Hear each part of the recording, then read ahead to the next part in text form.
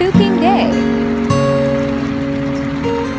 Another day, another cooking na naman si auntie nyo. So ngayon mga mi, samahan nyo ako, magluluto tayo ng kalderetang boto-boto. So kakagaling ko lang yan mga mi sa palengke. Dahil mag-isa lang tayo mi kasi nasa trabaho yung asawa ko, gagawa tayo ng putahe na gusto natin. Ikaklaro ko lang sa inyo mga mi, hindi talaga ako magaling magluto. Ito ay gawa-gawa ko lamang at gusto ko lamang ipakita sa inyo. Para kako, pag nagkamali, may karamay ko.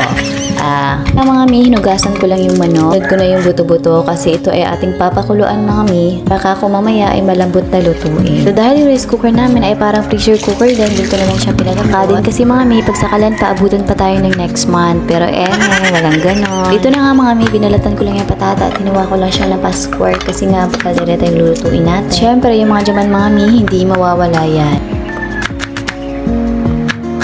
Ang ingredients lang mga mi na meron ako, tata, karoko, liver, and peanut.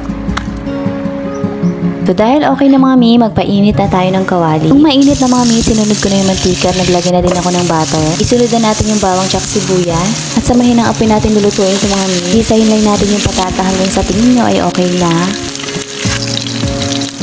Dahil nga ni okay na yung mga mi, susunod na natin kanina yung pinalambot natin na kainin.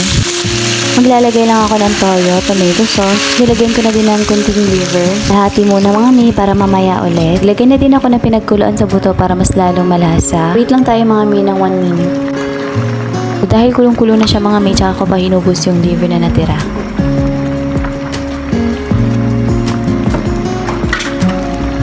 Tapos nag-add lang ako ng Knorr cube. Nilagay ko na yung patata. Sinunod ko na nga na yung karok ko. Naglagay na din ako ng pamintang dahon at pamintang durog. Mekos-mekos lang natin mga mi.